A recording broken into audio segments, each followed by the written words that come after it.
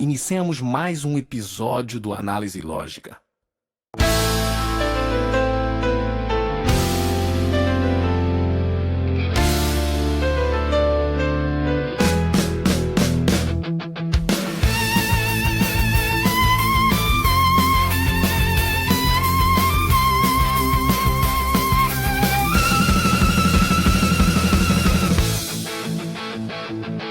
Sim, a análise lógica da realidade objetiva, baseada em princípios racionais. Vamos explorar fatos relevantes e ideias radicais, com base nos princípios axiomáticos da identidade, da causalidade e da consciência.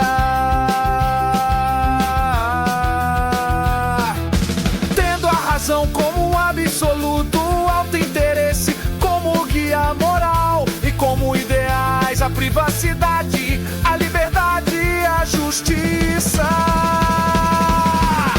Este podcast é uma produção Balberrache. Com vocês, Análise Lógica.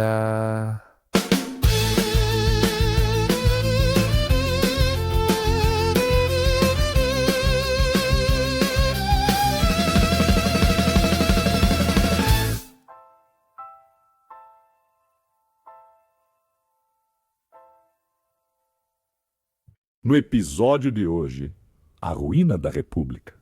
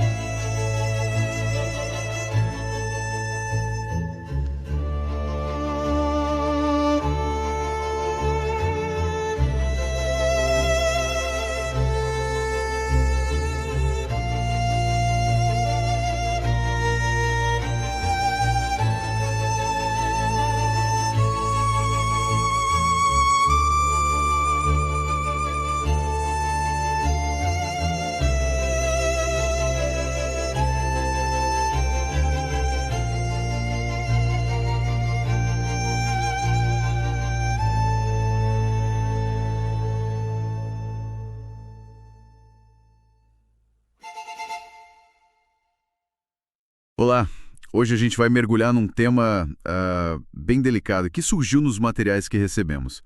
Basicamente, o que acontece quando o guardião da Constituição, o STF, é percebido como agindo contra a própria Constituição. Pois é. Temos aqui um resumo de pontos da lei, da Constituição e também várias opiniões sobre eventos recentes no Brasil. É uma tensão, né? Exato. A nossa análise hoje vai focar justamente nas implicações disso, e nos mecanismos constitucionais que existem para lidar com esses atritos, digamos assim, sobre os limites de cada poder.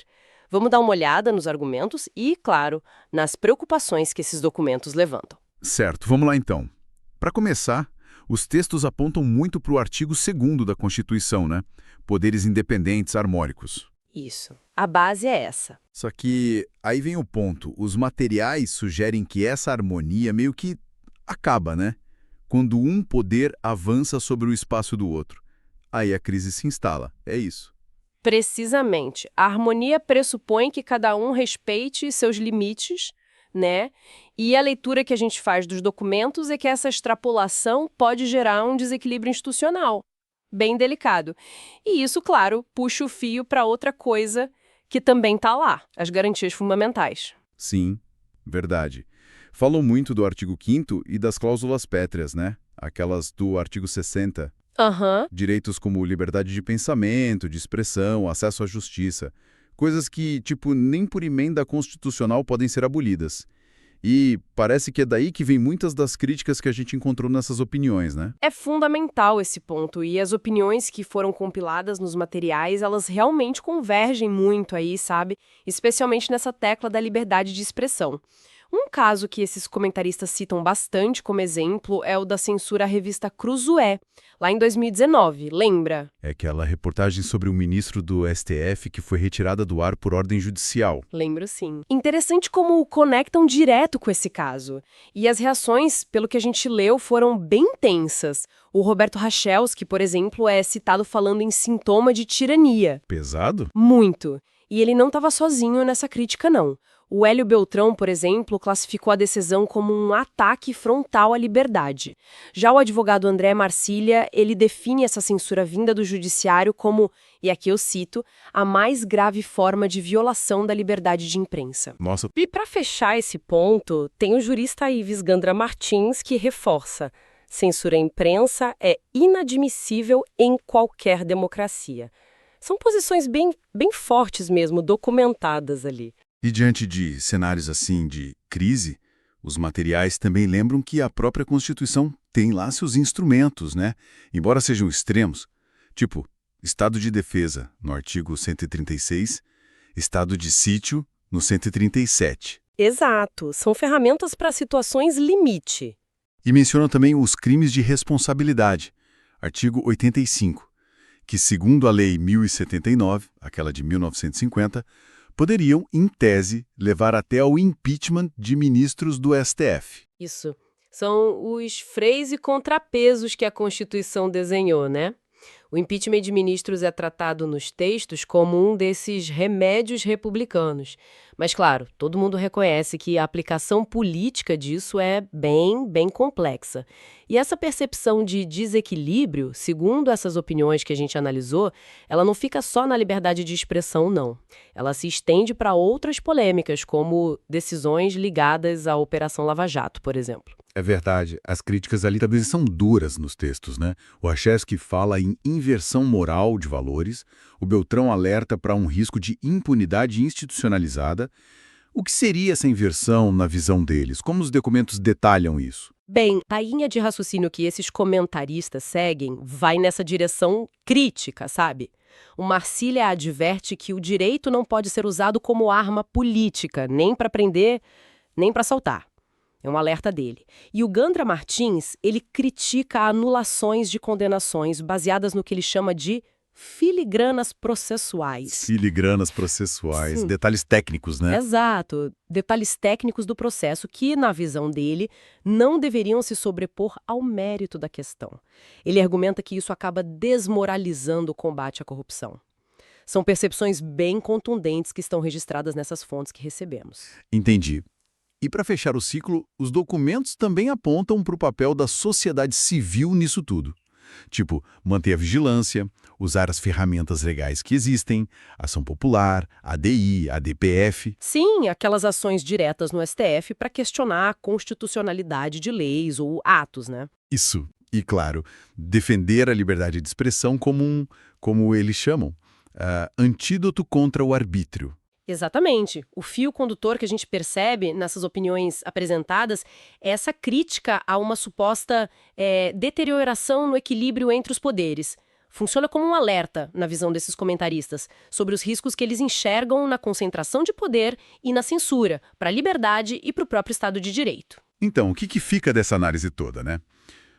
Os materiais que a gente recebeu colocam meio que lado a lado o papel constitucional do STF e as preocupações de diferentes vozes sobre possíveis excessos, possíveis desequilíbrios. O foco acaba sendo muito na separação de poderes e na liberdade de expressão.